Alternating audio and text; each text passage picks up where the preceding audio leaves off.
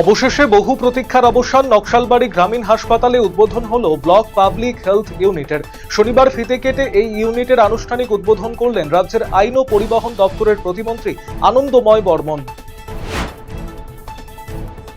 গাজল ব্লকেও শুরু হলো জনগণনা। শনিবার ব্লক প্রশাসনিক চত্বরে সেই কাজের সূচনা করা হয়। উপস্থিত ছিলেন বিডিও সুমন ঘোষ, গাজলের বিধায়ক চিন্ময় দেব বর্মন সহ অন্যান্যরা। কিভাবে জনগণনার কাজ হবে তা বুঝিয়ে দেন সংশ্লিষ্ট দায়িত্বপ্রাপ্ত কর্মীদের। একটি পরিবারের জন্য একটি রেজিস্ট্রেশন হবে, সেটা দিয়ে বাকি সদস্যদের নথিভুক্ত করতে হবে। বিজেপির যুব মোর্চার কর্মীদের মিথ্যে মামলায় ফাঁসাতে ভুয়ো তথ্য দিয়ে কর্মরত চিকিৎসককে চাপ দিয়ে মেডিকেল রিপোর্ট তৈরি করার অভিযোগ মানিকচক পঞ্চায়েত সমিতির সভাপতি পিঙ্কি মণ্ডল এবং তার স্বামী অপু মণ্ডলের বিরুদ্ধে।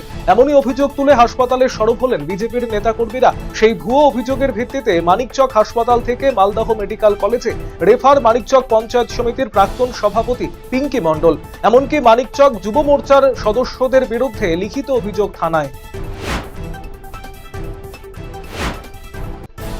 মালদার রতুয়া 2 নম্বর ব্লকের আড়াইডাঙ্গা গ্রামীণ হাসপাতালের স্বাস্থ্য পরিষেবার উন্নয়ন এবং প্রয়োজনীয় পরিকাঠামো গড়ে তোলার দাবিতে ব্লক মেডিকেল অফিসার অফ হেলথের কাছে একটি স্মারকলিপি জমা করে ডেপুটেশন কর্মসূচি গ্রহণ করলেন স্থানীয় সুলতানগঞ্জ এলাকার বাসিন্দারা। স্মারকলিপিতে দাবি করা হয়েছে গ্রামীণ হাসপাতালটি রতুয়া 2 নম্বর ব্লক সহ আশেপাশের বিস্তীর্ণ এলাকার প্রায় লক্ষাধিক মানুষের চিকিৎসার অন্যতম ভরসাস্থল। কিন্তু দীর্ঘদিন ধরে হাসপাতালটিতে চিকিৎসক সংকট, অপর্যাপ্ত পরিষেবা এবং বিভিন্ন পরিকাঠামোগত সমস্যার কারণে সাধারণ মানুষকে ভোগান্তির শিকার হতে হচ্ছে।